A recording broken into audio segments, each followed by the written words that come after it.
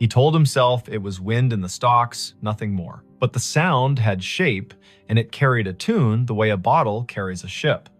It rose up from the edge of the north field just before midnight, thin and certain, 3 notes first, then a run, then a pause, that felt like a person making room for breath. The night in Story County, Iowa, was the kind that makes a kitchen window into a mirror. He stood with one hand on the sill, the other around a chipped mug, and the whistling kept at it, unafraid to be heard. Before we begin, tell me where you're listening from and what time is it there? This was late September 2015. The day had been warm, sky rinsed clean after a brief storm, gravel roads drying into their usual rattle. The farm sat a mile and a half south of Nevada, east of the Skunk River, where it hooks like a lazy elbow. The corn had gone that heavy, dull gold that means the grain is ready and the husks are sick of holding on. In the house, the bedside clock down the hall said 11:52. On the porch, a moth bumped the bulb, reconsidered, bumped again. Merritt Dow listened and felt his scalp move, the way skin does when a memory gets up and looks at you. He had heard whistling most of his life, but not like this. His father had been a whistler when he repaired the sickle bar, when he checked the tension on the auger belts. His grandfather, too, walking the rows with a plug of tobacco and a tune older than the tractor. Merritt could place a tune by county if you gave him a night and a jar of iced tea. This one, though it didn't belong to any porch or station wagon, it had the small brightness of a fairground and the old soul of a hymn, mixed wrong on purpose and still somehow right. He set the mug down, pulled on his boots without bothering with the laces, and stepped into the porch light. The whistling came again, 3 notes that stepped down like someone walking off a train. He clicked off the switch. The yard went honest. The gravel drive was a gray river. The corn made its tinny rain sound whenever the breeze remembered its job. To the north, the trees along the fence line held their breath. Merritt had a habit of heading toward curiosity as if it were a calf out past the fence that needed fetching. He took the flashlight from the hook, the heavy kind with a rubber grip, and checked the batteries the way a person checks their pulse. He told himself this was neighbor trouble, or a kid from town testing bravery on a Friday dare. He told himself this was what the night does to grown men when sleep holds them by the elbow and then lets go. He told Dinah, the old collie, to stay. She licked once, turned in a tight circle on the porch rug, and stayed. He crossed the yard, past the big maple that had survived lightning by pretending it hadn't happened, and stepped onto the headland by the north field. The first row took him in like a store's door chime. The stalks were tall and dry, leaves bent into knives. The ground was soft from last week's rain and held his boot prints as if for reference. He waited for the whistling. It came from farther in now, or the rows had changed the way sound bends when it's forced to choose a path. He chose a path. He took row 18, the one that ran with the slight slope and the way water teaches roots to drink. His father had run the planter careful this spring, GPS straight when the signal behaved, by eye when it didn't. Row 18 should have held like a rail, the stalks pressed against his sleeves. The flashlight beam drew clean wood into the dark leaves, bleaching white, silk like old hair, dirt a puzzle of last year's husks, and this year's pennies of mud. The whistling stopped. He stood still. His breath sounded like someone else's in the mask of leaves. He tasted dust. He listened until listening felt like a rope he had to keep from dropping.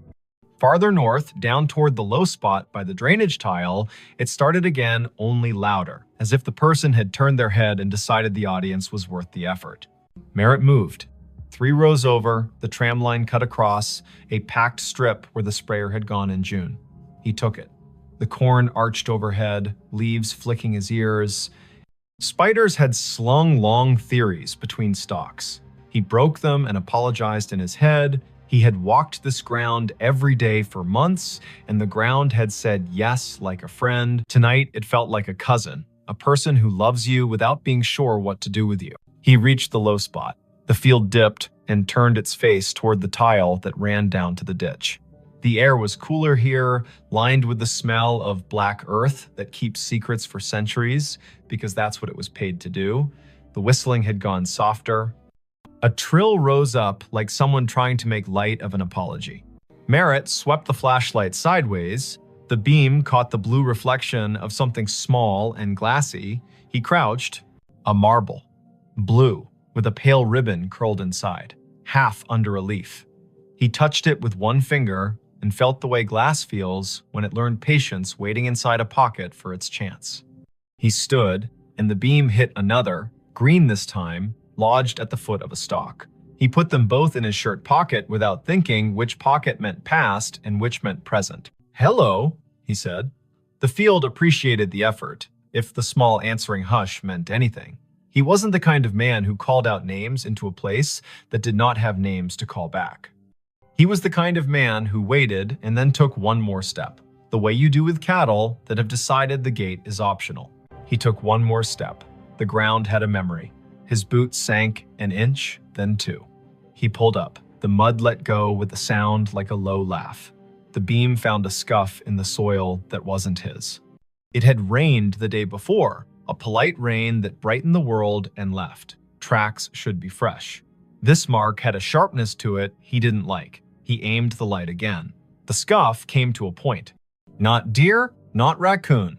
A toe of a boot slid sideways and corrected because the body above that boot had decided to remain upright. The field held that story and did not mind telling it. The whistling kept on. It moved east. Merritt moved too, allowing the rows to push him into the old waterway nobody planted because it cost more to argue with a ditch than to go around. He hit the bank and paused. The sound was close enough now to feel the mouth that made it, the slight wet at the end of notes, the breath through teeth. Above the ditch, on the fence line, a scarecrow leaned into the moon like he had been invited.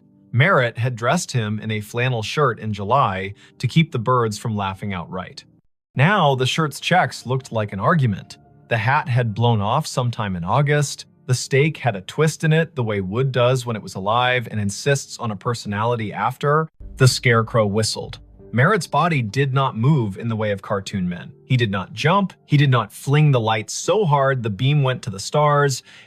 He stood, the way a person stands when what he sees insists on being nothing but what it is. He put the light on the scarecrow's painted mouth. The paint was flaked, the smile wrong on purpose. His father's old gloves were nailed to the crosspiece, fingers bent into permanent work. The straw at the neck had learned the shape of wind and refused to unlearn it. The tune came again from behind the scarecrow, clipped by fence wire and field. He played the beam along the fence. This line had been his grandfather's. His father had repaired it across 3 winters, one staple at a time, using a hammer that had bent 100 nails and 100 more. Tonight, a single strand lay loose between posts, a neat cut at shin height made by someone who liked clean work. Beyond the fence, the other place. Neighbors in the country are closer than people in town and farther away. The acreage to the east had belonged to the Kesslers once, then to the bank, then to a man who installed irrigation pivots with a speed that made the county whisper. Then it's Saturday. The pivot circle kept a gargoyle symmetry in the daylight and turned to bones at night. The whistling came from inside that circle, not far, an invitation or a dare.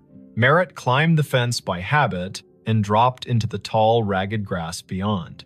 His flashlight skipped over metal. The pivot tower rose where the corn had been cut early for silage. A ladder led up to a catwalk that had not been used since a summer of drought and cheap diesel. The sky put someone else's stars over everything. Under the ladder sat a cooler the color of a toy, lid askew, ice melted into a cold thought. 2 bottles lay on their sides. The labels had lost interest in staying on. He touched one. The glass was warm, warmer than the air deserved. He called out again, a different word this time. Friend. The whistling answered with the same run of notes. He followed the sound around the base of the pivot. His light found Cobb's nod down to the spindle by raccoons with principle. He found a folding chair with only 3 of its 4 screws willing. He found a playing card gone into the dirt, face down forever. He did not find a person. The corn from the other side rustled, a polite cough. He turned. A taller shadow leaned out from where 2 rows had been pushed apart. The flashlight found denim, boots, the hem of a coat cut square. A hand. The skin had the tint of rural men, year-round, sun-washed, wind-scoured. The fingers were long and still. The hand did not wave. "Evening," Merritt said. He stepped closer. The shadow stepped back. The hand slid into the rows, as if hiding from a photograph. The whistling receded down an aisle of stalks, clean and straight as a hallway. He went after it. Later, he would say he never chose to follow, and he would not count that as a lie. The rows insisted. The sound invited. The night did what it always does when a person leaves a safe light and enters a place built to fit bodies only one at a time. It made a mouth and decided whether to swallow or to speak. The field spoke directions in leaves. He followed until the path tried to teach him regret, and his feet refused to be taught. At the heart of the pivot circle, the ground sank another foot. He stumbled once, caught himself against a stalk so dry it cut his palm in a clean straight line. He swore, quietly, with vowels only. The whistling had slowed. It drew out a single note and hung it in the air as if asking him to name it. He named it Unkind. He turned off the flashlight. Dark held him like water does when you slide under and open your eyes. The field went black, then not. The sky had its thin light. The stars arranged their patient omissions. The rows were no longer alleyways, exactly. They were sentences. A breeze moved through and added commas. He stepped forward into a word, then another. The whistling stopped. He waited. He could hear the pivot tower creak, a metal thought adjusting. A truck moved way off on County 18, 3 miles at least. Tires with thick voices, a man's radio too loud in the cab because the night drives its price down for everyone. He waited until the waiting was its own problem. He reached for the flashlight. The beam hit denim again. Close. A shoulder. He yanked the light up and met a face. It was not a face he knew from today. It might have been a face from a photograph under glass at the county fair, past names, eyes poured in. The hat was the wrong cut for now and the right cut for when hats were more than hats. The eyes adjusted to light with the slow patience of a barn cat in a doorway. The mouth held a shape that wasn't a smile and wasn't what comes later.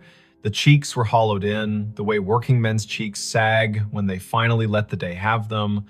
"Don't," the man said, not loud. He lifted one finger the way a teacher does when she'd rather not get stern. "Don't shine."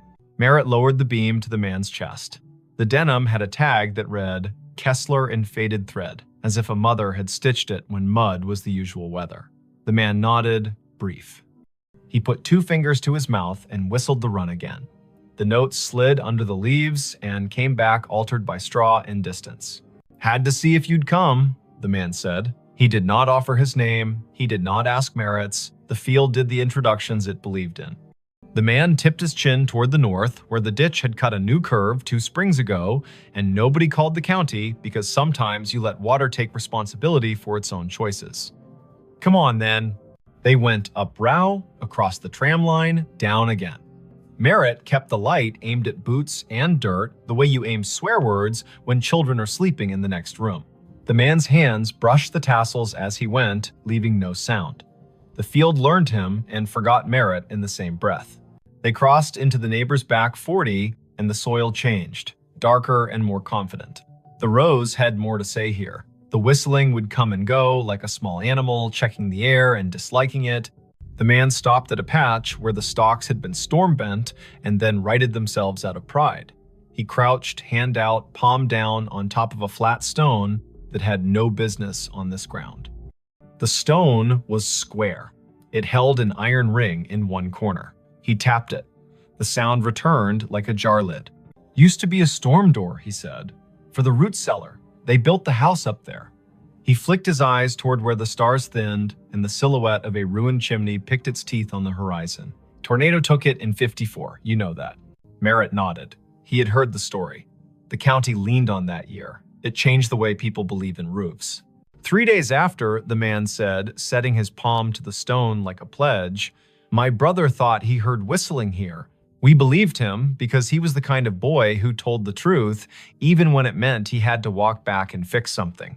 He followed it. Everybody followed it. Men with boots and women with cakes and ropes and tubs and a feeling of the back of their necks being breathed on.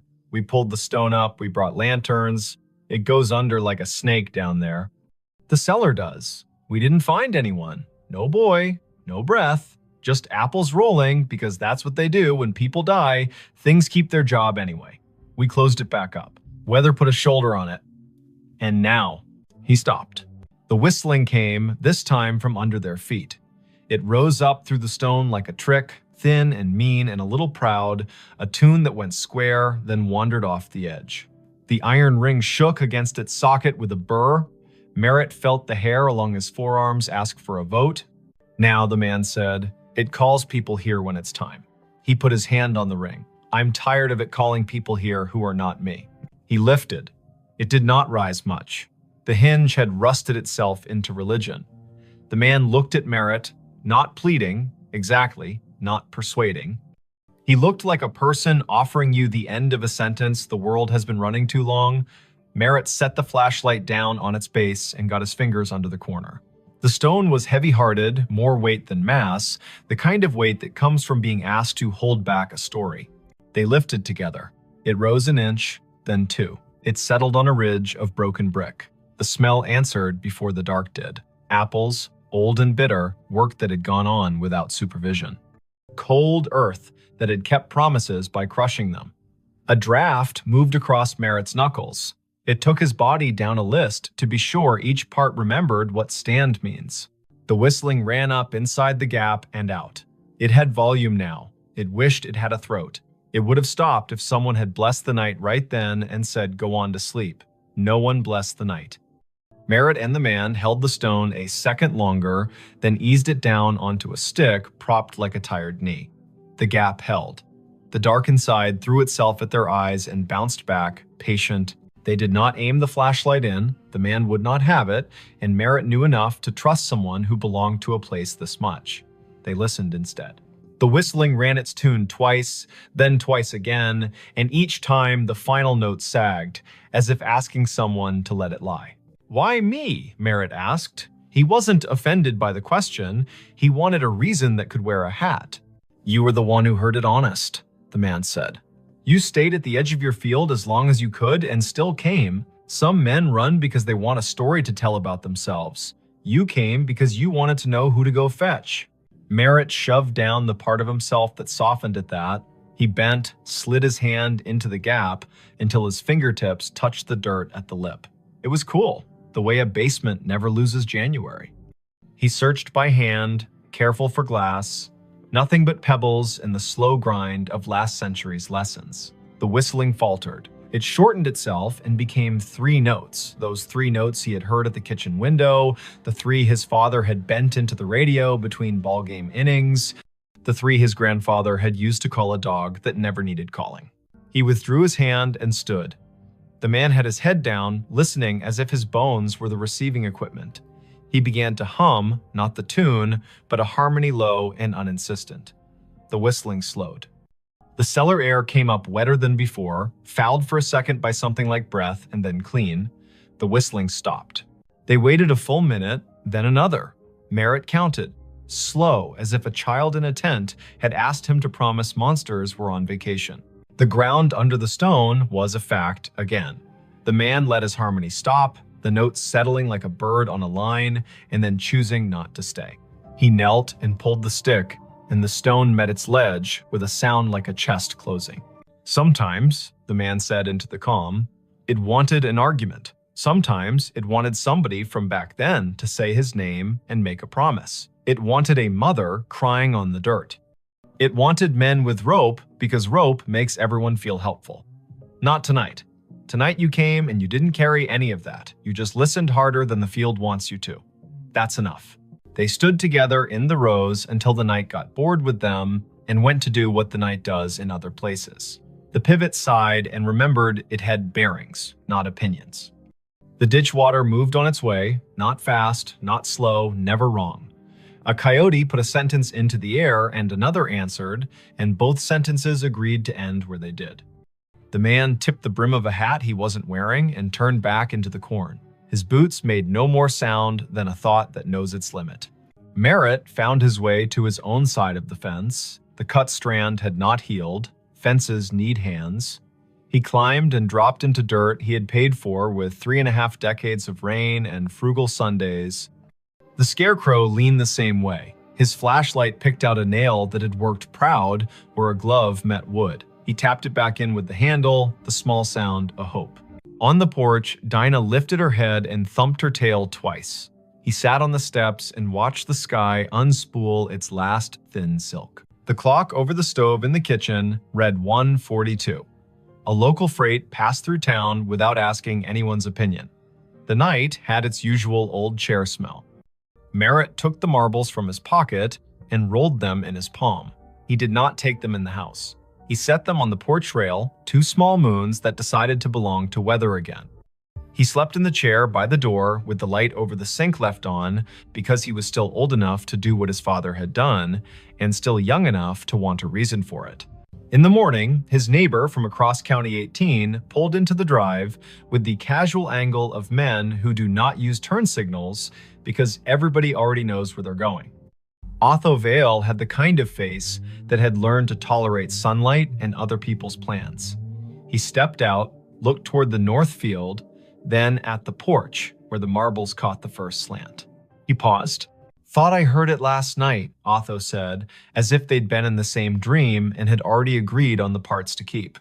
"I didn't come. I was afraid if I went, I'd bring the wrong thing with me. You go." "I went," Merritt said. He poured coffee into a cup that had chipped the day his daughter drove away, with her car full and her eyes wider than they had any right to be. He handed the cup down. "There's a stone out there. You know it." Otho nodded. "Been there longer than you and me combined. Some things are a door, and some things are the breath you take before you knock." They sat without sitting, Otho leaning on the post, Merritt half on, half off the iron chair that had belonged to his wife's aunt, and squeaked like the first word of gossip. The morning took the night apart and put it away neatly. The field did what fields do after an event. It pretended nothing had happened and invited you to harvest. By 10, the co-op truck rumbled up, the driver wearing the resigned cheer of a man who deals in averages for a living. Merritt walked the headland with him, pointed at moisture readings that lied slightly, agreed to pretend the numbers were written on a blackboard by someone with authority. He did the work. He did it until the work forgave him for wondering what else he might be supposed to do. That evening, he repaired the fence where the strand had been cut. He pulled it tight and stapled it with his grandfather's hammer because you use the tools that know your hands. He hammered in 3 staples and left one in his pocket so the fence would remember there is always one more job and it can't get cocky. He checked the pivot base out of courtesy to the machine. He replaced nothing. He spoke to no one. The sky went red behind weather stacked to the west, Kansas doing its job of sending clouds as if on purpose. For a week, the field behaved. The wind laid down its sheet music neatly. The coupe truck counted out grain like blessings. He slept at the proper times and did not wake to odd hours with the feeling of someone whistling at the edge of his life. The marbles stayed on the porch rail until a grackle knocked one off and it rolled into the peony bed and took up residence there like a kindness. The other slid into the pocket of his jacket and made friends with a nickel and a screw. On the 9th night, just after the 10 o'clock news told its last hurries, he heard the 3 notes again quiet, like acknowledgement, not summons. He walked out to the north edge and stood with his hands in his jacket, listening. The breeze had a bite, the first hard frost would be soon. He unlocked the gate at the lane and left it open for an hour, for no reason at all anyone else would endorse. He closed it again out of habit and walked back slowly, because a person should walk slowly sometimes or the land will feel cheap. He did not go back to the stone unless the sound asked, and it did not. He did, however, leave a small jar on the porch rail next to where the marbles had Saturday. It held nails, the good kind, old, with heads like pennies. Every day when he came home, he put one in his pocket, and every day when he went out after supper, he took one back to the fence line and put it in a coffee can under the Scarecrow's torn shirt. Nobody told him to. He liked the weight exchange. He liked that fences need reminding and that the world is not improved by a man who ignores a slack line because his thoughts are more interesting. October reached both hands across the month and pulled. The trucks came and went. The harvest went well enough that he stopped thinking about what could have been if it had rained 4 more afternoons in August. He slept, he woke. The whistling did not return in any way that made him leave his chair. He began to tell himself he had imagined a portion of it, as a man will do when a thing does not ask for money or apologies. Near Halloween, his daughter called from Cedar Rapids, a night shift at the hospital, voice folded with fatigue and the kind of joy that remembers to leave room for the day. He told her about the fence and the harvest and the brakes squeal on the auger wagon that he had decided to live with until January. He did not tell her about the cellar. He would, maybe, when she brought the little boy down for Thanksgiving and they stood by the ditch and talked about frogs like a miracle. He would, maybe, if the field asked them both. In late November, after the last corn went into the bin and the bin talked in its sleep, the county put on its winter color. The field showed ribs, the ditch showed its honest bottom. The wind took one of the scarecrow's gloves, and Merritt did not replace it because some things are beautiful at half done. He walked every line of his ground one afternoon with the sun low and the temperature willing. At the fence, by the pivot circle, under the coffee can where he had been giving the fence its nails, he found a small thing. A train ticket for a child, maybe, not used, edges scrolled by, damp and patience. The print read, Nevada to Ames, 2 bits. He turned it over. On the back, someone had written 3 notes the way some people know and others never will, little ovals marching up and down a ladder of lines. The ink had migrated slightly into the paper, the way memories do in older heads. He put the ticket in his pocket with the nickel and the screw and the marble that had refused the peony bed. He looked toward the stone without moving his face much, because a person does not want to give a field reason to brag.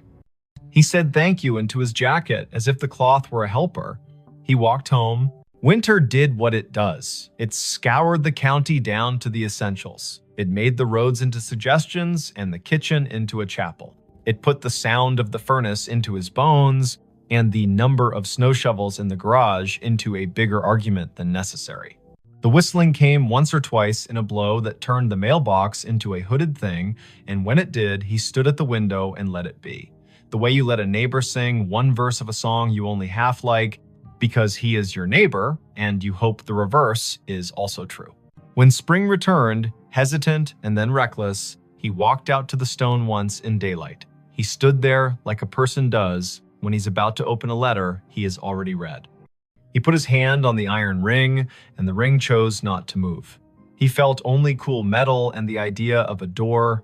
He said the name of the boy he thought must have once practiced whistling there, not loud, not soft. He thanked the man with the Kessler tag for nothing and for everything.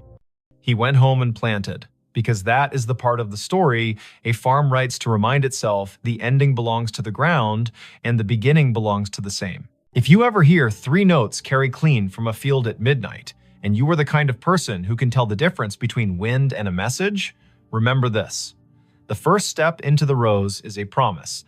Don't make it if you intend to perform yourself for the dark. Bring only your boots, your breath, and your willingness to be the person who will go fetch, not the person who will tell about fetching. Don't shine your light straight into old places unless someone who belongs to them asks you to. Lay your hand flat on what needs closing. When a tune that has wandered too long finds its last note, let it. When a door that has been heavy learns again how to rest, do not hire that door for different work. There are states where cornfields wear their ghosts like belts. There are ditches whose water knows the names people set into it. There are stones that have been held down by weather and held up by stories. There are men who can whistle and men who cannot, and both kinds do well if they listen. And sometimes, in a county that owes as much to wind as to family, a man with a flashlight and an old dog asleep on the porch will follow a tune into the rose and come back, having left something that doesn't need his hands anymore. When he sits down again, the chair will squeak in the key the field prefers. The kitchen clock will softly argue with the refrigerator about seconds. The night will soften him on its slow wheel. The next day, someone will wave on County 18 without lifting a hand, and the answer will come back exactly right. And somewhere beyond the line where 2 quarters meet under a fence, a stone will find it easier to be a stone because 2 men lifted it once, together, and then set it down the way the land asked. The hotel room that prints receipts at 17 amperes. M. The first night, the receipt printer woke her. It coughed once in the dark, warmed its little brass roller, and began to spit out a strip of thermal paper that glowed faintly like a cigarette behind cupped hands.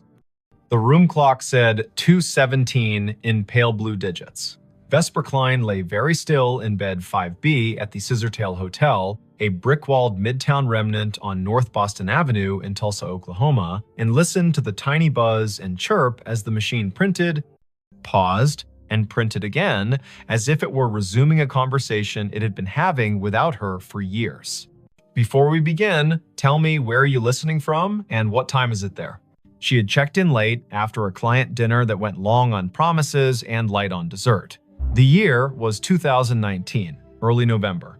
The air outside clean after a narrow band of rain slid through, and the sidewalks shone like varnished stage floors. Vesper was 33, a freelance systems tech who patched networks for small hotels that couldn't afford to be down and couldn't afford to hire someone full-time. She traveled with a canvas tool roll, a spare router, a zippered pouch of adapters that looked like a magician's deck, and a mug with a hairline crack she liked to think of as its signature. The Scissortail was her kind of place. A lobby with a brass bell that had learned restraint, a front desk shelf of paperback mysteries for the taking, a night auditor who watched the door like a friend watches a house while you're out of town. He'd been the one to hand her the keycard and the 2-page Wi-Fi map, Quill Penner, printed on a plastic badge, as if the name might be borrowed for the night. Night auditors aren't chatty by design, but Quill had leaned forward when she asked for the room farthest from the elevator. He'd said 5B is quiet most of the time, then paused, weighing whether to add something. He didn't. He pointed at the coffee station and said, "The cinnamon packets are the good ones." The printer sat on the desk under the window, small and stubborn, the kind of ticket machine you see in diners and old theaters. No USB cable trailed from it, which made Vesper grin in the dark because devices without visible leashes are both a challenge and a dare. The narrow receipt paper advanced in 2-inch bursts. The room smelled faintly of dust and citrus, the ghost of cleaning solution, and something else warm plastic maybe, or the metallic tang of heat on a coil. She slid out of bed, toes finding the rug, shoulders remembering every winter morning she had reached for her hoodie before her thoughts. The window showed a slice of downtown in sodium yellow, a parked truck with a tarp that breathed a little in the wind, a streetlight haloed just enough to be kind. She stood over the printer and watched it work. The top of the fresh strip read guest ledger at the margin, then a line of text that made her blink. Check-in, Harlan Row, rate $14.50, room 5B arrival, the 12th of October, 1958, comments, 2 pillows only. The paper was unbrowned, the font bold. She knew thermal stock fades to beige with sunlight, goes blotchy with time, and curls if you leave it near a vent. This looked new, but the data was from a year you had to say out loud to make it believable. The printer hummed again and produced another line. Check-in, Odetta Meyer. Rate, $12, room 5B. Arrival, the 4th of May, 1957. Comments, traveling with songbooks. She tore the strip and laid it flat on the desk, then pressed a finger to the cool plastic of the printer, as if touch might confess what the eye couldn't. The machine did not shake. It simply waited, polite as a clerk, with more to say. At 2:23, it stopped. A little green light near its only button winked twice like a made-up code. Vesper set the paper on a coaster, lay back down, and stared at the ceiling where the streetlight's slatted glow made a grid like a rehearsal. In 2 minutes, the heater clicked, the mini-fridge answered with its own throat clearing, and her body did the sensible thing it does when a problem cannot be solved and the hour is improper, it slept. Daylight always rationalizes the night.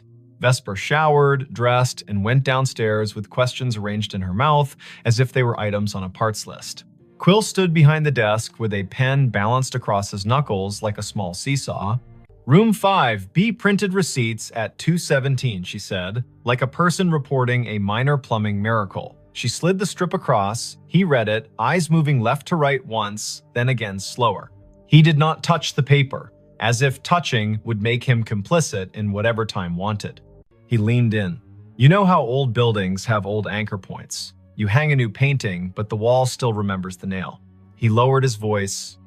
That room was a manager's office back when this place was the Francis Motor Lodge. They kept a ledger in there, typed out receipts on a half-width machine bolted to the desk. At close, they printed a roll of check-ins for the night, tore it, and rubber-banded the strip to the hardback ledger. Quill tapped the counter. Once, twice. I've heard the story since I was a kid, but the machine in that room was long gone when the Scissortail bought the building. That, he nodded toward the strip, is a thermal ticket printer from the last decade. We put it in to spit bar tabs during wedding weekends. He smiled without humor. The bar's downstairs. He told her what he knew, which was more than most people get for free before 10 in the morning. 2 nights a month, irregular but stubborn, the printer in 5B came alive at 2:17 and printed names from when the room was an office, and the office took cash, and the cash came with a handshake, and sometimes a song. Housekeeping had tried unplugging it, but the little machine held on to its paper and its green light like a dog holds a ball. Engineering had replaced it with a new unit. The new unit learned the trick too, as if the wire in the wall had a voice. Once, a manager put the printer in another room. It printed in the other room. At 2:17, Vesper asked the question an auditor would ask, "Why 2:17?" Quill lifted a shoulder. Night audit on the old system rolled at 2. The manager, a woman named Adelaine Merritt, he wrote in her diary, he gestured toward the wall where black and white photos of the old Francis hung in frames. The audit took 17 minutes most nights because the room charge calculation was slow. He winked, a habit to soften hard edges. That's what the Haunted History Tour says anyway. My grandmother worked housekeeping here in the 60s. She said Adelaine was the kind of woman who could silence a room by looking at a clock. Quill slid the strip back to Vesper. I don't put much stock in anything that prints on its own. But I don't stay in 5B either. She laughed, but softly. I'm the right kind of superstitious, she said. The kind that believes in loose cables and also in writing down names. She folded the strip, tucked it in her notebook, and promised the front desk a stronger signal on the north wing by supper. Work made the morning sensible. Vesper crawled into the equipment closet on 5, balanced her laptop on an inverted bucket, and watched packets move in tidy lines across her screen. The Scissortails network roamed like a polite guess slow if you needed it to be fast. Fast if you weren't asking. She pushed a firmware update, tuned channel widths, stood on a chair to re-angle a ceiling antenna the way you point your head to listen better. Lunch came from a food truck with a chalkboard menu and a line that made the air smell like cilantro and good intentions. She ate on the loading dock, the sun finding her cheekbones and telling her to stop worrying about things no one pays you to worry about. The second night, the printer coughed at 2:17 on the dot. The room's clock, which she had not trusted since it flashed 12:12 after she plugged her phone charger, matched her wristwatch exactly. The printed strip listed names again, 5 this time, each with a rate that made the era plain. Miguel Corrado, Della and Sten Bay, Bellamy H. Cross, Traveling Sales, G. Whitlow. The comments field sometimes added a phrase that felt like a quotation. Traveling with songbooks, baby sleeps light, keep the radio low. She tore the strip and laid it beside the previous one. The heater ticked its approval. She sat cross-legged on the rug, laptop open, the printer's power cord draped across her thigh. If it's a room ghost, she murmured, it should ignore me. If it's a network ghost, I may as well listen. Her laptop saw the printer as a simple thing on the subnet, a networked ticket device with a default login and a queue history that should have been empty and wasn't. Vesper scrolled. A job log rolling back months logged exactly 2 entries each night with the flag source, Legacy. Someone had written a silly little module into the Scissortails aging property management system, a module that echoed old file structures for nostalgia tours during October. She'd seen that kind of thing done for fun.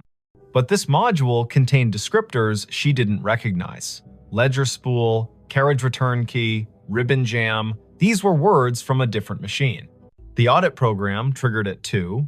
The ghost queue called itself at 2:17. She checked where it pointed. The path wasn't a path, it was a device ID that didn't match any modern naming scheme. She pinged the device. No answer. She traced the MAC.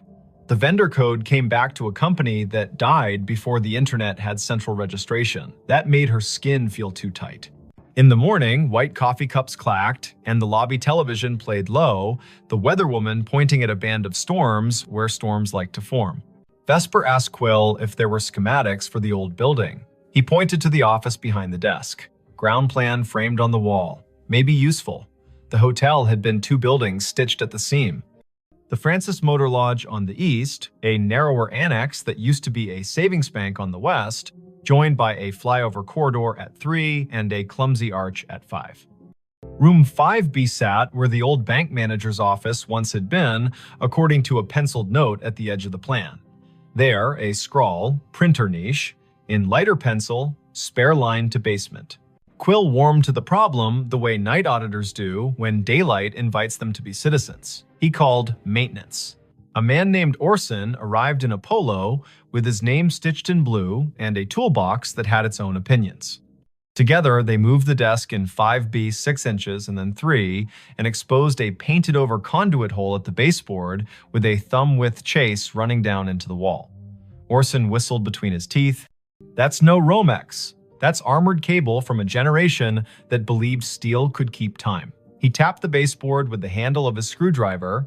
It answered with the hollow ring of an old closet. In the basement, they found the closet where the spare line went to not exactly die. The air was colder down there, humid the way the past is humid. A metal cabinet stood against the wall, padlocked, a gray panel humming like a neighbor practicing scales. Orson tested the lock with a pick he swore he hadn't lost. The door swung open. Inside, another little printer sat, twin to the one upstairs, its power indicator dark, its paper roll neat as a submitted term paper. A thin cable ran from a bracket down into a conduit box with 2 stories to tell. One was modern CAT cable, patched to the scissortails switch. The other looked like fabric-insulated wire on lead. Orson touched it with reverence and withdrew his hand. "You shouldn't be alive," he murmured to the box. Then he turned to Vesper. "Want me to pull the breaker for this room tonight at 2:15? See if it stops." She shook her head before she quite knew why. The motion felt rude. "Let me listen once more," she said. "Then, if it's a loop, we cut it." The third night, nothing is supposed to happen. Patterns prefer 3 as a way to make you distrust them. Vesper made tea in the room kettle with the cinnamon packet Quill had sworn by. She texted her brother a photo of the printer and a caption that read, "Haunted Bar Bill." And he sent back the shrug emoji that meant, "I love you, but weirdness is your brand." At 2:17, the printer began, but this time the sound rode a breath of air cold enough to raise her arm's small hairs. She stood close enough for the paper to curl against her knuckles and read each line as it arrived. Check-in, Adelaine Merritt. Rate, comp, room, 5B. Arrival, the 12th of October, 1958. Comments, night audit. She reached for the strip and her fingers trembled, mildly, like a person handed the microphone at a small funeral. The machine whirred without printing for a count of 6, then resumed, the font just a touch lighter. Check-in, Quince Palmer. Rate, $9.50. Room, 309. Arrival, the 12th of October, 1958. Comments, meeting at dawn. The room held its usual choir, fridge, heater, hallway, ice machine. 2 turns down, but behind it all, she heard a soft clicking. Not printer, not clock. Keys. The slow press and release of typewriter keys. Somewhere not in the room and not far enough away. She froze, because freezing is a way of letting more senses work. Her body made itself a listening instrument. The keys whispered. Again, 3 strokes. Pause. 2. The printer spit a final line. End of ledger. Prepared by A. Merritt. Time, 2:17 amperes, M. Vesper did what the body asks. She sat on the bed with the strip in her lap and waited for her breath to level. It did. The heater ticked, the fridge purred, the typewriter stopped pretending, the sound folded itself up and slid under the door. She slept because being a person who works with systems means you've learned to stack your fear on a shelf when there's nothing urgent to do with it. Morning turned the printer into a device again. She took the strip down to the desk. Quill stared at the word comp and the name he had heard his grandmother say on summer porches when the heat wanted out of the day. He asked to borrow the strip to show his manager, a woman with the fast walk gait of someone who plans 2 days all the time. The manager's name was Letha Croft, and she looked at the strip like a problem that could be solved with a memo. She was polite and firm. "We have tours on Fridays for the people who want goosebumps," she said. "We prefer to keep the goosebumps from rewriting our Google reviews." Vesper smiled, a tight little smile that said, "I won't post, I don't do that work, I just want to know what the wire knows." Letha sighed. The Scissor Tale was a college internship that never ended for her. The building was her thesis.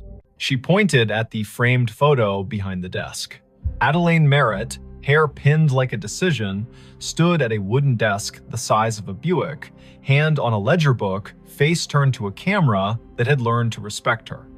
The caption read, "Francis Motor Lodge, C1959, Night Manager." Letha lowered her voice. Family lore says Adelaine died at her desk in 2003 after the building had been empty 6 years because she refused to move a box when the bank wanted it. The family had the key to the back door from the old days. She snuck in sometimes to straighten things that did not require her. A neighbor saw her light. By the time anyone checked, the coffee had gone cold and she'd written the date on a yellow legal pad with a line under it, like an anchor. I don't know if the story is true. I do know names have a way of using rooms until you say them out loud, and then they rest. That afternoon, Vesper sat on the floor of 5B with her laptop and a coil of patience. She sniffed the packets between server and printer and saw the little ghost job present a string of bytes at 2 minutes past 2, announce itself as ready at 2:16, and request the queue at 2:17 with a line that included a date spelled in words, not numbers. October 12. She set a capture to record it tonight. She did not know what she would do with the proof, but the act of capturing felt like putting a box around a wild thing without requesting its death. The fourth night, she did not sleep. At 2:16, the room gathered itself. At 2:17, the printer began.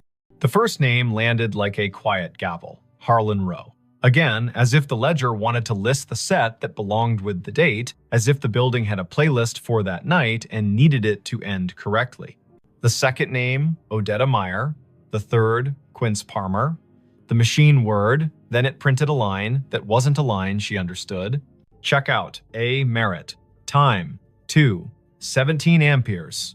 M. Balance, $0. Drawer, locked. The room changed temperature by a needle's width. The way a body registers changes a thermostat does not. The typewriter sound returned, louder, as if the keys had moved closer, as if someone had rolled the desk chair to the doorway. Vesper stood. The bathroom light made a rectangle on the carpet. She turned it off and let the room be only the room. In the dark, a kind of courtesy arrived. She spoke to the space like a person speaks to a skittish animal. "I hear you," she said softly. "I see what you print. If you're finishing something, finish. If you need a witness, I'm here." The keys worked once, gently. The printer fed a final inch and stopped. The heater clicked off as if called on. The fridge made a small, delighted sound, the way fridges do when they extract a victory from physics. Vesper lay down slowly, like a person trying not to wake a toddler, and watched the window make a square on the wall. She did not sleep much. She did not feel punished by that. On Friday, Quill called his grandmother. She came in with a smile that wore 80 years as if they were a favorite cardigan. Her name was Thalia Penner. She had hands that did hair buns right the first time and eyes that counted change without looking. She stood in 5B and curtsied to the air, lightly, like a joke only the past finds funny. She pointed at the baseboard where the printer niche had been long before this printer knew it was one. And she told a story the way people in the middle of the country tell them, in straight lines, with pauses for the parts that don't quite behave. Back when the Francis was a stop on the oilfield run, she said, Adelaine kept books for men who couldn't read receipts and kept rooms for women who didn't need to be asked why they traveled alone. She printed the audit every night, tore the strip, tucked it under the ledger ribbon, and locked the drawer. Her niece said she was proud of how long she could do the math in her headroom tax, city tax, discount for the flood man whose boots never dried. When the hotel closed in 1997, Adelaine kept a key. In 2003, she came in one last time to make the numbers even. She wrote the date, she drew a line. She put her hand to her chest like she was looking for a pen and fell as neat as folding a shirt. The firemen took 10 minutes to arrive. I put flowers on the door, and then the bank put a new lock on the door, and then time put dust on the lock and years on us all. Thalia reached out and touched the printer as if it were the hem of a dress in a department store window. Adelaine believed in drawers that closed, she said. It sounds like over again at 2:17, she gets to do that part, finish the roll, tuck it in, say goodnight to accounts. She is the kind of woman who would find that worth doing. Vesper spent Saturday building a workaround that no manager had asked for and no ghost could be fooled by. She pre-programmed a rule in the printer's network profile. At 2:16, the device would capture its own print job to a text buffer and email it to a special address she made for the Scissortail historian. Proof for people, paper for the room. At 2:15, she and Orson stood in the basement closet like two burglars having second thoughts. Orson touched the breaker switch. He looked at her. She did not nod. He did not flip it. Upstairs in 5B, the printer coughed, purred, and worked. Down here, the old gray panel vibrated, soft as sleep. At 2:20, Vesper's email pinged her phone with a single message. Subject, ledger. Body, 3 lines. Names, rates, the comp, the sign-off. Prepared by A. Merritt. Time, 2:17 amperes. M. She did not sleep that night. She didn't mind. She lay on the bed, hands behind her head, and watched the room recede from what rooms are in daylight containers, shelves, angles, and become what rooms are when you let them be churches. Limits, repetition, silence between notes. She thought about drawers, about the way her work was mostly closing things in the right order so strangers could open them and recognize what they saw, about how a hotel is a machine for forgiving you for not being home. On Sunday, she checked out. She left a thank you envelope at the desk with Quill's name written in neat engineer's block. In it, a printout of the email rule and a small drawing she'd made of the baseboard hole with an arrow labeled here, "The wire remembers." Quill held the envelope like it might be heavier than it was. Letha met her at the door. "I can't exactly put this in a maintenance request," she said, meaning the week Vesper had just spent listening to a machine be more honest than any of them owed their jobs. "But I can tell you what we can do. We can frame a copy of your email in the staff room and call it the drawer letter. We can show it to anyone who works past midnight and forgets that ending is a kindness. We cannot run a Halloween promo in 5B because some stories don't belong to customers. We cannot unplug the thing that works for someone who isn't here anymore." Vesper smiled. That's more than most places do for the living. She drove out of Tulsa with the radio off, south, then east, then north again, the planes rolling around her like a low lullaby. She stopped at a gas station where the coffee was too strong and therefore perfect. She called her brother to tell him a story with no real twist and therefore true. She didn't say the name of the printer because sometimes a tool deserves privacy. She didn't say the name of the woman who closed drawers because she had said it enough. She didn't say 2:17 because she had learned to say it in her head as a kind of vow to be kind to the people who work at that hour. Months later, back in Tulsa for a different job in a different building, she walked past the Scissortail one evening just before Christmas when the lobby held a neighbor party. A small tree wore strands of tickets in place of garland bar tabs printed for fun, red inked with dates and little notes in flare pen script. Quill waved from the desk, a Santa hat angled to keep his dignity. Letha stood by the fireplace talking to a city inspector whose expression said he had learned to sleep at last. On the stair, a woman in her 50s, adjusting an ugly sweater, looked at Vesper in that way strangers sometimes look at one another, as if they had agreed to be in the same hallway before they were born. Vesper stopped in for a minute. She drank cider from a paper cup. She left before anyone could ask for a funny story with a good ending. She slept at a chain hotel by the interstate where the printer in the lobby spat bills for bottled water and where midnight meant nothing in particular. At 2:17, she woke and smiled at the ceiling, not because any machine had called to her, but because she had trained her body to stand witness for a time that belongs to other people. She poured water into a glass and listened to the small sound it made when it met the bottom, hollow turning to full. She said the name she had been given as if returning a borrowed book. She slept again. If you ever find yourself in a hotel room and a device on the desk prints at a time that sounds like a secret, do what Vesper did. Don't yank the cord. Don't film it for the internet like proof is a currency and this is your chance to spend. Sit up, put your feet on the rug, read the names if names arrive.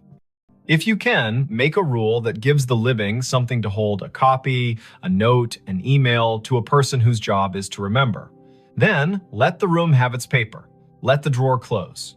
Say thank you to the time that isn't yours. The night staff everywhere will feel it like a hand they don't have to see. And if you must know, it goes like this.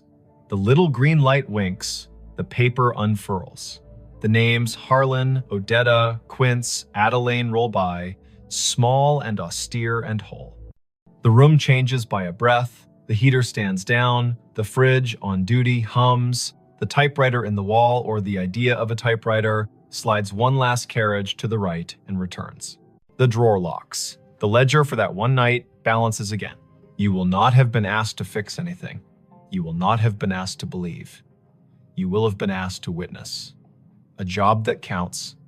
When dawn smears light along the window, when the city yawns and rolls, when the night auditor hands the keys back to daytime and goes home to sleep in a room with a plant that knows their voice, you will have been part of the smooth that makes this complicated world possible. Somewhere, a printer coughs once more, polite as always, and waits another 24 hours to do what it knows on the dot without apology. If, later, someone asks why a small hotel on North Boston Avenue keeps a finicky old ticket machine in a room that could rent for $2 more without it, you can say this. Not every device has to justify itself in money. Sometimes a machine is a ritual. Sometimes a ritual is a receipt that proves someone was here and did their work and went to sleep. And sometimes, at 2:17 in the morning, a woman who once locked a drawer she loved gets to do it again, which is as reasonable a reason as any you'll hear for anything that persists in this country, shaped by roads, rooms, ledgers, and the soft insistence of people who finish what they start. The call came in on a Tuesday at 4:32 in the afternoon, late October. The sun already sliding behind the Blue Ridge, so the hollows of Shenandoah darkened early. Ranger Aislinn Keats was parked at mile marker 47 of Skyline Drive, just north of the Rapidan turnoff, a paper cup of station coffee cooling in the cup holder, and her radio tuned to the quiet channel they used for backcountry check-ins. The speaker breathed. Static arranged itself into a voice that did not sound like any of her crew. Before we begin, tell me, where are you listening from, and what time is it there? Aislinn turned the volume wheel a notch. Out the windshield, the ridge was drawn in crosshatch, oaks and hickories going copper, the sky a pale thing you could scratch with your nail. The voice came again, precise, as if it were reading off a card.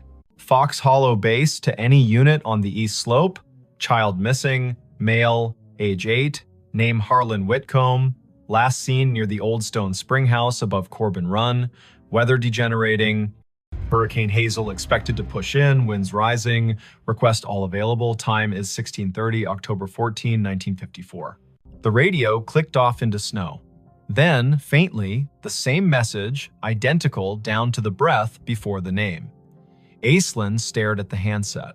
Their base was called Piney River Dispatch. Their tower names were Pinnacles and Hazeltop and Big Meadows. No one in the park had used Fox Hollow for decades. Her training cracked its knuckles. She keyed the mic. Piney River to unknown unit. Say again. Who is calling Fox Hollow base? Silence laid itself over the car like a thin blanket. Beyond the glass, a crow moved from one bear snag to another as if demonstrating a diagram. The wind was a steady push from the southeast. Hazel. The word gave the hairs on Aislinn's arms ideas. She stepped out and let the door swing shut. The air had that warm edge you get before a storm that started somewhere else. Leaves chased each other along the asphalt, then lay down. In the trunk lay her day pack, a spare radio, and a copy of a paper map creased along the places everyone folds them. She slung the pack, checked battery levels, turned the spare to scan. The main radio kept its sulk. The spare found chatter from Big Meadows about a flat tire near Lewis Mountain, then returned to quiet. The old voice did not return. Aislinn keyed in to dispatch. Piney, Keats at 47. I caught a transmission, sounds like a vintage call. Reference to Fox Hollow, child missing near Corbin Run, date October 14, 1954. Could someone check the archive on that, see if we have a historical incident report? The dispatcher was a steady woman named Karen, who did not make noises she did not need. Copy, Aislinn. Stand by. Aislinn leaned on the hood and looked east, where the hills tumbled like knuckles, all green and copper and shadow. She had worked Shenandoah 5 seasons. She knew the way the ridges spoke when you asked them right. She also knew radios lie sometimes, bouncing off ducts of temperature and skipping across layers of ionized air like stones. She had heard voices from fire towers that had been torn down before she was born, and a farmer yelling to his brother on a frequency no longer assigned to anyone. She had never heard a date pinned to a hurricane whose name lived in the county's memory like a scar. Karen came back. We have a typewritten Keats, Incident 1954-H, filed at Piney River. Hurricane Hazel, multiple rock slides, a missing person in the Corbin area, that name you gave. It is a cold file. It does not say recovered. I repeat, not recovered. No remains located. Not closed. Aislinn pressed the radio to her shoulder until the plastic complained. Copy. Can you send scans to my phone? I'm heading down to the Corbin Run access. If anyone else is close enough to meet, let them know. There was a pause, a little breath that was not static. Karen's voice softened a shade, the way people do when the past finds a way to ask for your time. Sending now. Watch your footing, the trails are a mess of marbles with the leaves down. Want Dupre from Hazeltop on, stand by. Affirmative. Aislinn slung the pack across her back and looked once more at the ridgeline. A truck from Fleet rumbled past, the driver lifting 2 fingers off the wheel in that rural benediction. Clouds had started as a rumor and were now themselves. The Corbin Run access was a gravel pull-off hidden beneath tulip poplars that had learned to whisper. Aislinn eased the truck in sideways and cut the engine. She took the trail with her boots, making small promises to each rock. The stream voiced itself down the hollow knit of last week's rain and this afternoon's melt of a single stubborn snowpatch in a shadow under a ledge. The map told the story of the lower springhouse, a square of stones where water had been convinced to behave. Above it, a ledge with a scatter of quartz chips, the leftovers of older hands doing older work. Aislinn kept an ear on her radio and the other on the creek. She caught the place where trail forgets itself and becomes deer. She found the old springhouse, its stones asking to be counted. She touched the edge of the low wall with the kind of gentleness reserved for quilts and engines. She did not say the boy's name. The afternoon pulled its shoulders in. The radio breathed again. Same cadence, same careful voice. Fox Hollow base to any unit on the east slope. Child missing. Harlan Whitcomb. Last seen near Stone Springhouse above Corbin Run. Weather degenerating. Request all available. Time is 16:30. October 14, 1954. Aislinn shivered in the warm air. Her eyes went to the springhouse and its square of shadow. She moved the beam of her headlamp across the stones, not because she expected to see anything, but because light can sometimes rewrite a sentence the land is trying to say. The beam found a length of rust, half buried in the moss, along the back of the foundation, thin as a butter knife, with a clip and a circle at one end. She crouched. A whistle. Army surplus, by the look of it. She teased it free, the moss unwilling to let it go. The metal had pitted and softened into a river-colored thing. She wiped it once against her sleeve, then regretted the act. Her radio clicked and made a sound she had not heard in years. A squelch from another era. Karen came back on. Keats. Dupre is on the way from Hazeltop Tower, 20 minutes if the drive is kind. Archives show the boy was last seen by his father near the springhouse, yes. The father left him to fetch his jacket from the car. Weather shifted, heavy gust pushed through, child gone when he returned. Tracks lost near the ledge above the run. 2 days of cruise, then Hazel brought the flood and they stood them down. The file has letters from the mother, 2 years after, asking if anyone found anything she could hold. Answer stamped no. Aislinn looked at the whistle in her hand, then at the spring that fed the run. The water wore a sheen of leaves thin enough to count. She keyed the mic.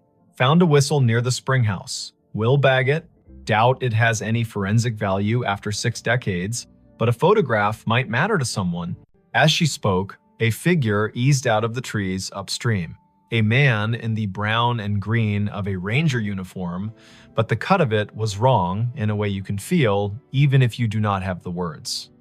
The shirt had pockets like ideas, the hat sat stiff as a rule book, he carried a strap radio that looked like a lunch pail with an antenna. He exhaled, then stopped when he saw her. "Ma'am," he said. There was a formality in the syllables, like church on a day that hurt. "We're sweeping the east slope." The boy's father said he was right here. He pointed at the stones, as if pointing could anchor the earth. Aislinn stood very still. The man's face had the smoothness of someone who had not yet had reason to learn what whiskey was for. His name tag said M. Elwood. His shoulder patch bore an American shield with a tree she did not recognize. He glanced down at her radio and then at the whistle in her hand. "You with us?" he asked. "You with Fox Hollow?" Aislinn's throat did the dry swallow of a person whose mind is faster than her words. "Yes," she said, because yes was easier than telling a man with a lunch pail radio about the word digital. "I heard your call." "Where are your lines?" "At the ridge," he said, puzzled by the question. "We got men cutting sign along the deer trails. We got women at base keeping track of names. The disaster man out of Charlottesville told us Hazel will give us until dawn and then gone." He looked past her to the ledge, his jaw a small square against the warm air. "Mother is at the church in Syria, not the far one, the one with the bell rope that sticks. She keeps asking if he had a jacket. She wants the question to be a fact." A gust moved through the trees on some business of its own. Aislinn felt the air change around the bones of the rocks. The man looked at her again, and the little muscle at the corner of his mouth twitched. "Your radio," he said. "You get this out to anyone else." "Yes." "We have a tower at Hazeltop. They know. Someone is coming." "Good," he said softly. Then he put 2 fingers to his brow, an old salute done halfway because distance is difficult to respect when the ground is asking for more of you. He stepped past her, boots exact on the damp leaves, and moved toward the ledge, listening with his face. He put a hand out as if to feel a draft. His outline lightened as if the warm air had decided he belonged to it. The forest made the sound of a coat hem brushed along a pew. He was gone. Aislinn stood, her hands empty now that the whistle had weight inside a bag. She did not call after him because naming a thing makes it pick a room and leave all the others. She climbed the slope above the spring house, careful, testing each foot. The ground showed her where it had let go before. The soil had slumped sometime between 1954 and now a scar that trees had tried to stitch. She scoped along the edge and thought about the father leaving for a jacket, a boy with a whistle and a spring that talks even when wind tells it not to. Dupre's SUV nosed into the pull-off as the last of the light left, and the storm made its speech. Jericho Dupre had shoulders like a doorframe and a way of stepping onto ground as if asking permission. He carried 2 headlamps and a calm that turned wind into a task rather than a threat. "You heard it too," he said, by way of greeting. "I did, twice. Then it came again down at the spring house. I found this." She held up the bag. The whistle swung on its string, dull as an old firmament. He took the bag and looked as if it could tell him how to think. He listened. The wind pushed down the hollow. The radio hissed, then thought better of it. He nodded at the ledge. "If it were mine to write," he said, "I would say, slip." The file says gusty before Hazel. A child with a small sense of infinity walks the line twice to see if the sound changes along the water. It does. He steps where the deer stepped, and the hill remembers it owes the river a favor. Aislinn told him about the ranger with the lunch pail radio. Jericho had been in the park long enough to have a story for everything and to respect none of them fully.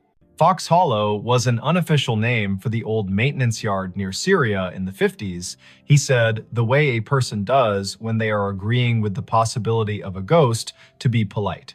There is a cinder pad there with the marks of 4 posts, like a tower. The radios would have been handsets the size of a Bible that could make clouds sound like news. People back then wrote reports thick with nouns. They did not trust adjectives unless a man had bled. He held the bag with the whistle for an extra breath. He set it in his crew pocket. They searched until rain made the ground decide to be a different kind of ground. In light from their headlamps, the trees stood at attention, counseling caution. They ran a short line grid above the ledge, more to be able to say they had used the dark well than because they expected the earth to give up a long-ago truth for free. At 9, the radios called them home before the lightning made the argument personal. Karen met Aislinn at the office with a printout. The file had been scanned, crooked, and the edges were black, where the copier had tried to keep history from fraying. The incident commander's name was printed in a firm hand, M. Elwood. A note in the margin had been added later in pencil. Mother moved to Luray in '67, father deceased, no closure letter sent. The pencil note was signed with a small initial A and a dot. Aislinn slept at the bunkhouse with the radio on her nightstand like a dog. She dreamed that paper flapped along a clothesline strung between trees, and she walked the line, reading every letter, her feet lined up on the rocks of the run, the paper turning to leaves as she read. At 3 in the morning, she woke to the noise a storm makes when it finally accepts its job. The world beyond the window went white, then black, then white again. She turned the volume down to half. She watched the rain write gloss on the sill. The radio stayed quiet. At 10, the day pulled itself together into rags. Aislinn drove down to Luray to a blue house where the porch had a swing, and the swing had 2 cushions that had learned how to be rain. She had a name from the file and a phone number that still worked, to her surprise. A woman in her 80s opened the door with the careful welcome reserved for officials who might be good news or could be kind even if they were not. "I am Aislinn Keats," she said, ranger with Shenandoah. "I am here because a storm pulled a thread and we saw where it ran." The woman corrected her posture and straightened the collar of her cardigan as if a story would take her picture. "My name is Tilda Whitcomb," she said. "We did not know how to leave him there, so we stayed. I have a loaf of banana bread that forgot the raisins on purpose if you are the kind of visitor who does not mind crumbs." Aislinn sat at a round table so clean it looked like a rule. The banana bread was honest, the tea was strong. Tilda put her hand on the tablecloth and kept it there as if the cloth would be steadier if it knew she was not going anywhere. She said the name Harlan like a stake you drive into ground so the tent knows where to stand. "He whistled 3 notes, Tilda said. "The tune the train plays when it comes into Luray, because his father used to take him to the crossing, and they would wave at the men who stand like saints. 3 notes, and then he would laugh, because he was practiced at laughing. The wind took the notes and did not give them back. My husband ran to the car, and the sky changed. They told him on the radio he had until morning. You can live your whole life in a sentence like that." Aislinn put the bagged whistle on the table. The string looped like a sleeping thing. Tilda did not reach for it. She looked at it as one looks at an old photograph that has learned how to move.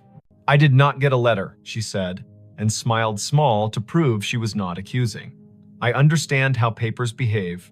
I was a clerk before my hands forgot to love the carbon paper. I suppose I wrote a letter in my head every day for 2 years. Then I stopped asking out loud. You cannot keep asking the same question without turning into a different person." The whistle sat, silent, older than most of the kitchen. Tilda looked out the window, and the window looked back. A red cardinal landed on the feeder and told everyone, rudely, that it had arrived. Tilda laughed at the bird, and the laugh made her look like a photograph of herself. Aislinn asked about the ranger named Elwood. Tilda's eyes softened. "Martin Elwood went to our church," she said. "He was the kind of man who knocked on the door with his hat in both hands. He brought us a bag of oranges at Christmas and apologized as if the oranges had failed to be children. He wrote the report because that is what he could do, and he built a cinder block box for the tower that was not a tower, and then he got quiet, like men do, when they find out the world can keep a thing from them and they still have to go to work. Back in the truck, Aislinn let the radio hum. Big Meadows asked Pinnacles to send a set of cones to mile marker 62. A bear stared down a minivan with an intensity that made the parents breathe like swimmers. Life had resumed its insistence. She turned the truck toward the old maintenance yard near Syria, the one Jericho half remembered as a place with 4 posts and a name more rumor than rule. There was a cinder pad there for sure, now half invaded by chickweed and ambition. Someone had collected beer cans along the edge and arranged them by brand into a timeline. Aislinn walked the perimeter and crouched at a corner where the concrete had spalled enough to show a rebar smile. She brushed the dirt aside with one hand. A penny lay there. The year was 1954. She laughed, because a park and a story will sometimes give you too many symbols and you have to choose which to be corny about. The wind rose toward evening. The radio stayed in this decade, obedient and dull. Aislinn drove the ridge road, watching the color slide toward Bruce. Back at the office, Karen handed her a thin envelope with a stamped return address that made Aislinn's scalp feel like it had learned something. It was from an amateur radio club in Harrisonburg, a man who had heard the show Aislinn, sometimes called During Slow Nights, the one where listeners told stories of radios hearing the wrong things on purpose. "We pick up oddities when the weather steeps the air," the man had written. "Old distress calls, ham tests bounced off airplane wings, bombers from the 40s practicing." Once, a train dispatch from 1960 rolled through on a rain so thick you could chew it. There are names for this, and none of them explain it. The way I think of it is this: time breathes shallow near storms.